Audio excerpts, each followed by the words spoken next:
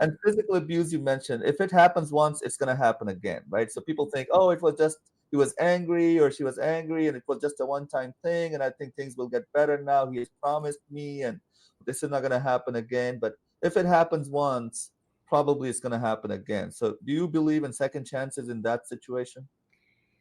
Couple to couple, right? You can't say a yes or a no. And I think that if the couple believes that they can give it another chance, then it's okay Mm, to give it another chance for them. But they mm, should definitely be seeking counseling and professional help in that case, having somebody neutral to talk to, yeah, because the neutral person is going to not be on any sides.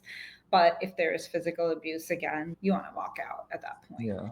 And depending on how bad the physical abuse was in the Mm, first mm, chance, right? Because if it yeah, was really bad, then it is going to repeat and it'll become a cycle. And yeah. so that's also where we talked about boundaries in the last session, that you Mhm, want to have those boundaries to where it never goes to that point. You, if you're arguing, you're angry, you need to know that you need to take a step away, yeah, and your partner should allow that. They should be okay with your boundary of walking away and yeah. cooling down, whichever partner it is that has gotten to that point of So anger.